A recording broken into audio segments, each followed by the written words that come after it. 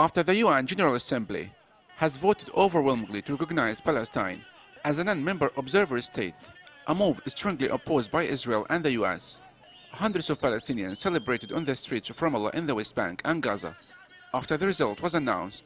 This scene would have been impossible 4 years ago. Now Fatah flags fly high in Hamas territory. Hamas seized the Gaza Strip from Abbas in 2007, and the two sides have been unable to heal the rift. However, Hamas allowed thousands to march in Gaza in support of Abbas. Top Hamas and Islamic Jihad officials welcomed the recognition of Palestine as a non-member state at the United Nations, describing it as diplomatic victory.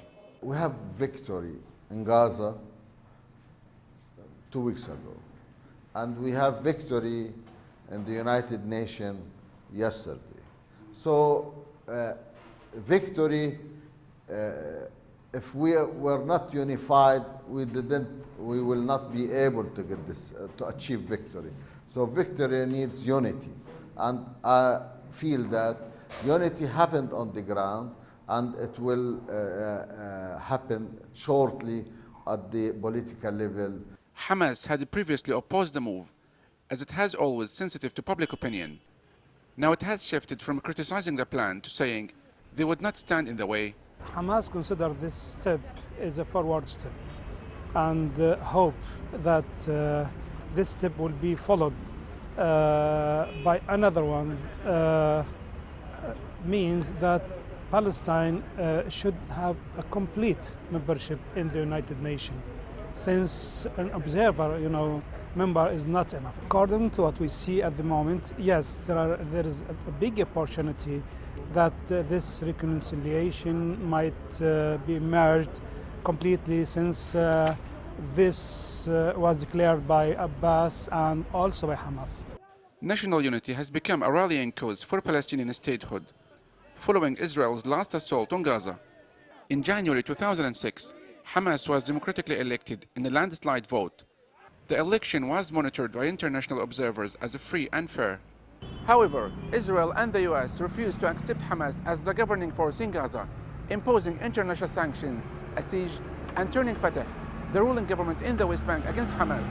Immediately, violence broke out between the two main rival factions, leaving both sides divided. The statehood vote at the UN, which came just days after more than 170 Palestinians were killed in an Israeli-led attack on the Gaza Strip, has brought both sides closer.